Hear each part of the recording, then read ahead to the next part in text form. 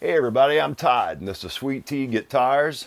Thank you so much for stopping by the channel and welcome to episode 2 of the Kronos-Omega build.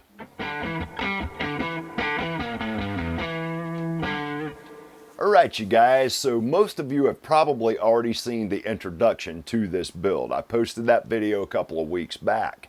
I discussed my wood choices with you guys, told you a little about what guitar I was actually going to build.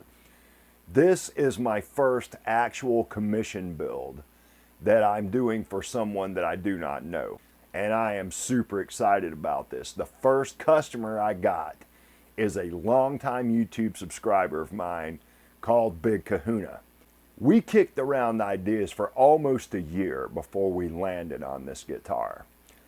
And luckily for me, he's ended up allowing me enough freedom to just do what I want to do. I don't want to get into a build that I can't put my passion into or that does not ignite some kind of fire in me right from the very beginning. That being said, I do need to maintain the shop. I do need to always be buying wood, new tools, things like that. You know, I want to continue to grow here on YouTube. I want my shop to grow. I want to become a better guitar builder. And in order to do that, I need to make a little money at it. So that's what this is all about, and this is the beginning of that journey.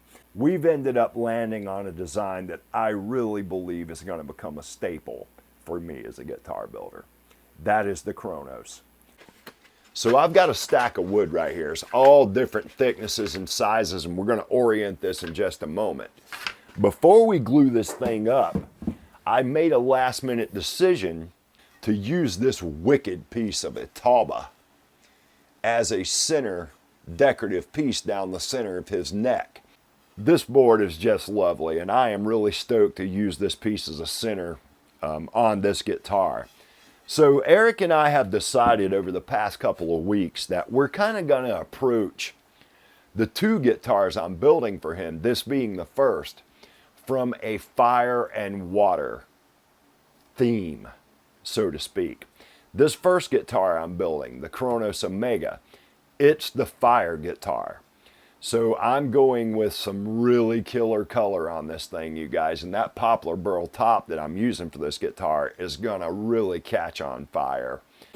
On the fretboard, I've already shown you this, but I'm using this insane piece of cocobolo right here.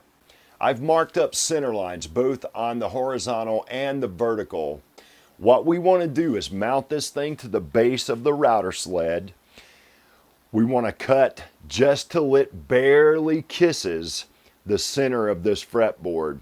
And I don't want to screw this up. I have never seen a piece of cocobolo that looks like that. I mean, that is just wicked, and I do not want to mess this thing up. Using a 12-inch radius, you guys, let's pan down and get to work on this thing. I am anxious to get into this build. I know Eric is really anxious for me to get into it. So we just want a little super glue down through here just to hold us nice and steady. I'm not going to use any activator. I've got the center line marked on the edges of my fretboard as well. And you can see that right there. Got a line drawn on both ends. I want to match that to the center line I've got drawn on my jig. All right. And I told you guys in the demo video, I've stuck a straight edge the length of this base, and it is dead flat. There's my base. Everything's flowing back and forth as it should. All right, I want to run this up so I know I've got clearance. There we go. Now, I want to drop this down to where I'm barely touching on the side. I will start my cut on the side closest to me. We'll run it down. I'll move the router over, then we'll run straight back down that side. And I'll continue to creep down on my fine adjustment until we barely kiss that center.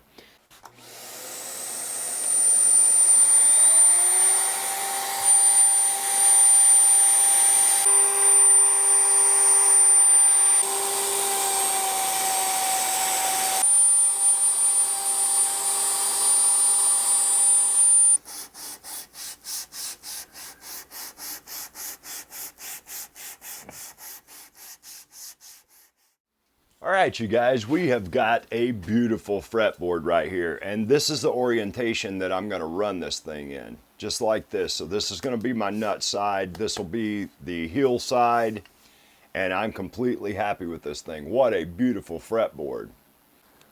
So let's find ourselves a center line and what area of the fretboard we want to preserve. The main thing I want are these trailing fingers coming off of this beautiful cathedral grain we got right here. And I want to preserve as much of that deep yellow-orange color we got back in this area as well.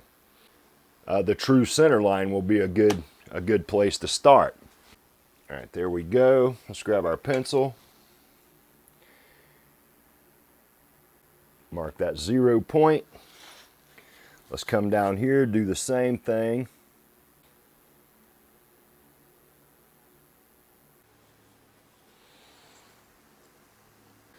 So let's mark out our nut line and the end of our fretboard line proper. So I want to trace off this fretboard.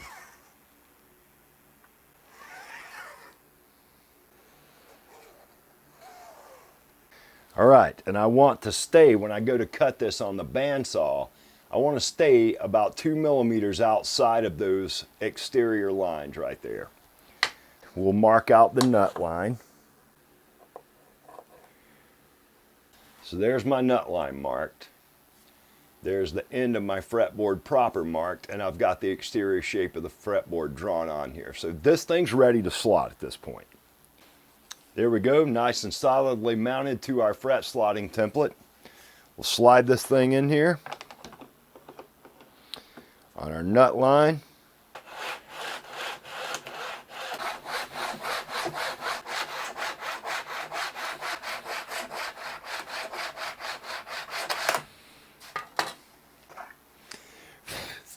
One slotted fretboard, you guys, 25.5-inch scale, 22 frets. There we roll. What I need to do next is cut myself some veneer. This wood's all surfaced. I've ran it through the drum sander, both this direction and each individual piece, both sides horizontally, so I'm nice and flat and ready to be glued up. But I need some veneer between this for some accent. So the first thing that I need to do is establish a straight edge.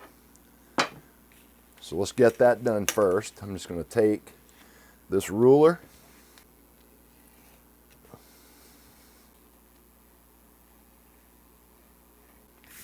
What I want to do now is take a piece of our neck wood, in this case the Padauk, line it up on here. And I could use this to cut, but I like drawing a line and using a metal ruler.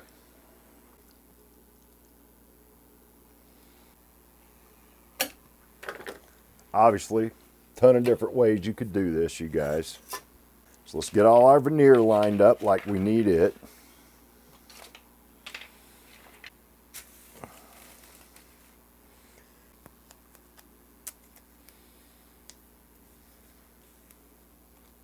Set our neck blank up here.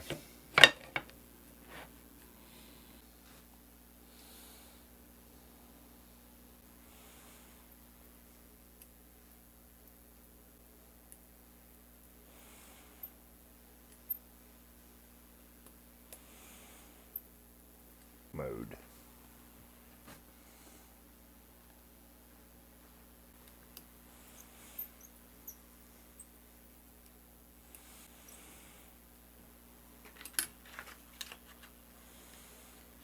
Now it may not be perfectly flat when I pull it off here, but it should be flat enough to where we can get this sorted with the drum sander. I've got the neck blank glued up. It's sitting over there still in the clamp. Before I even take the clamps off of that, we're going to joint this body wood. So here's my body blank, you guys. I got 2 pieces of Korina or white limba. I've got 2 pieces of Padauk and a centerpiece of Itauba. This Itauba is absolutely beautiful. I used it in the neck blank as well. What I'll do first is run this Itauba through my drum sander, get it nice and clean. that means our center lamination strip will be ready to glue up. And then I'll run these two edges across my jointer. We'll get those back over to the table, get this body blank glued up, then we can move back to the neck, get it run through the drum sander, cleaned up. So let's get that done. All right, you guys, we're over here at the jointer. I'm just going to run these boards a couple of passes across here and get myself a nice clean jointed edge. That's all we want to do.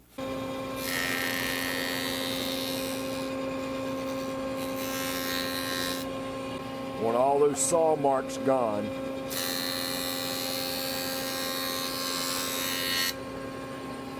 Let's take this piece, do the same thing.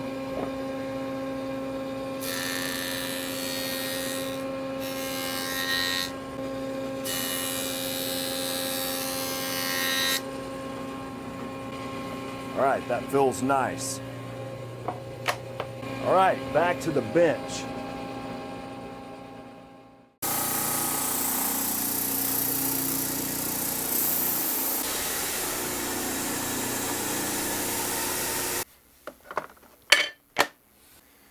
I need some veneer.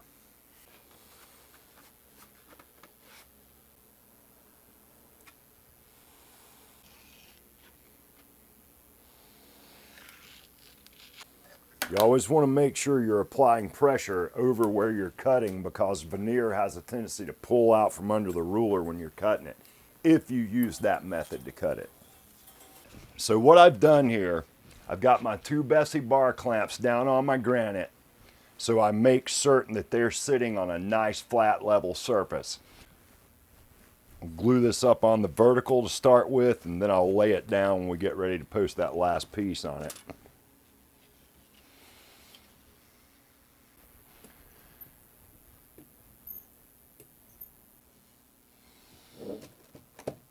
Just like so.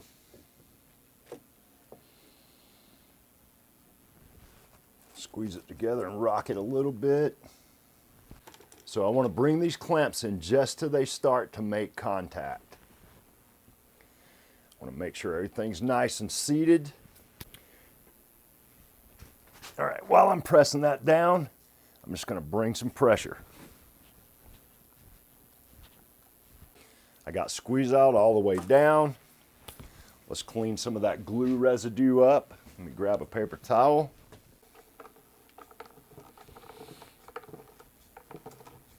Flip this thing over and clean that glue off the other side, and we will have a body blank.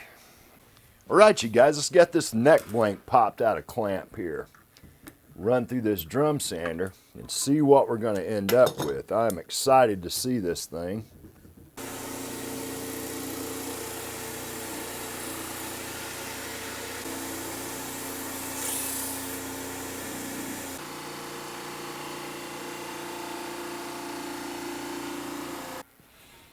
There we are, you guys. Kronos-Omega neck blank ready to roll.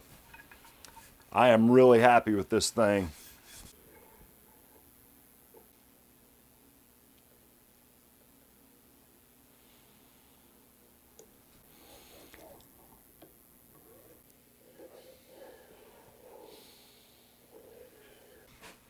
All right, you guys, so our neck is ready to have the truss rod slot drawn out and cut into this thing.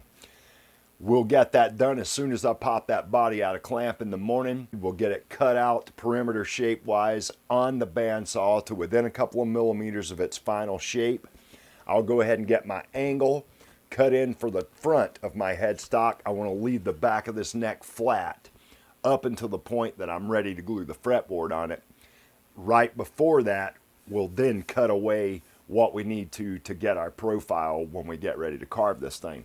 I'll also cut away the back of the headstock around that same time. We're also going to talk in the next video about what my plans are for the top. So you guys make sure to keep checking back on the channel. Please don't forget to hit that subscribe button and the notification bell so you can stay up to date as I release all the videos for the Kronos-Omega. The Les Paul build that I'm doing with Geo, I'm kind of doing a side video series on my own channel about that build, but I promised you I would not start releasing those videos until after he and I had posted our first episode of the collaboration that we're doing together. I just wanted to go a little bit deeper into my process and show you guys that build in its entirety here on the channel. And that's not how we're doing the collaboration videos. We're going to do those a little bit more informational based, more interaction between Gio and myself, more of an opportunity for you guys to comment and let us know what you think about the changes we're making to those guitars. So I'm really excited about that. But the only way you're going to keep up with all this stuff is to be subscribed to the channel and to hit that notification bell. So you guys don't forget to head by Gio's channel as well, Tornella Guitars here on YouTube. Give him a like and a subscribe. I'll see you in the next video. And as always, peace and love.